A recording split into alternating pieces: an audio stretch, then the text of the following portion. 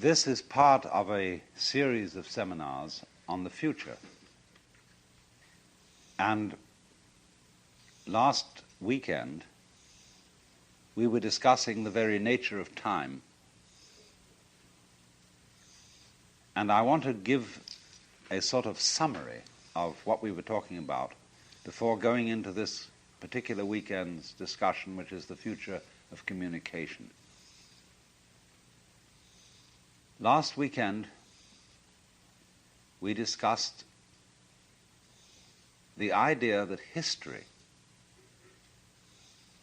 the notion of human life as a kind of progressive system that is beginning from the old, the primitive, the worn out, the stupid, and going on progressively to the greater and greater attainments, the wise, the good, the successful, and so on, that this is a very dangerous illusion. That insofar as we feel we are participating in and improving human life through the course of history, we are actually destroying ourselves. Because everything that so far, through technology and through the accumulation of human skill, we call the increase of our powers, is leading us to destruction. Not because technology in itself is a bad thing, but because the spirit in which it is used is a spirit of man against the universe, man against nature.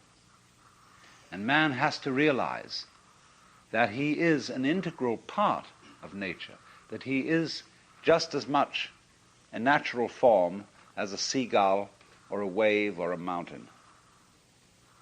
And if he doesn't realize that, he uses his technical powers to destroy his environment, to foul his own nest.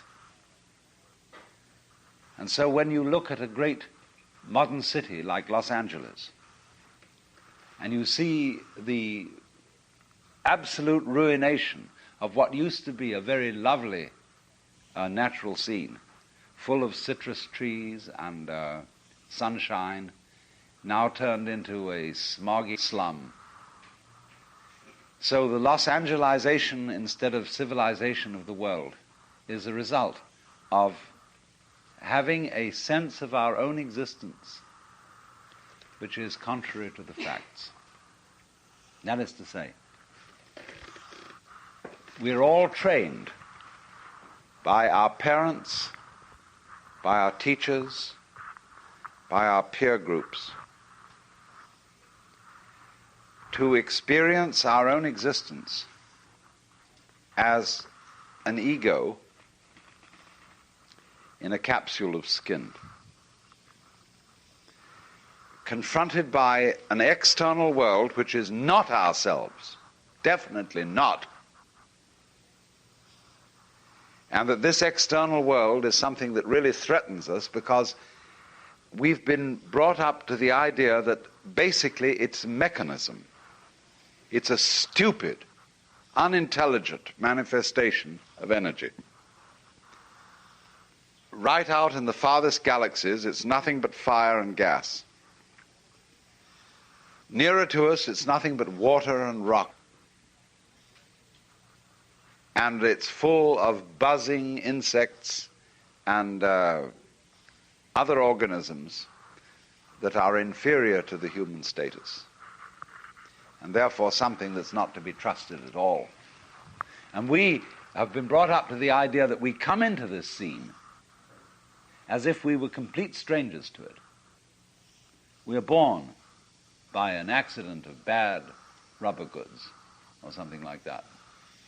And we arrive in this and confront it like that. See? It's outside there. And this is a hallucination.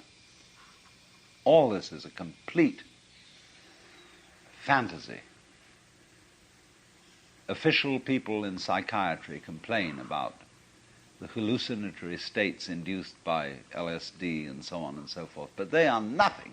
They are nothing in their hallucinations compared with the hallucination of being a skin-encapsulated ego. One is not that. For example, it's a very, very, very simple.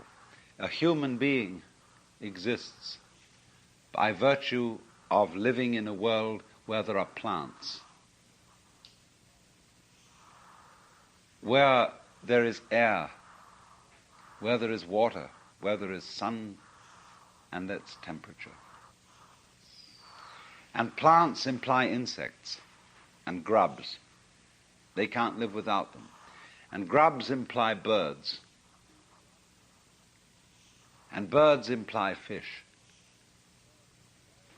And so on and so on. It all fits together so that you are patterns. Every living organism is a pattern of something which is inseparable from the pattern of everything else that is going on.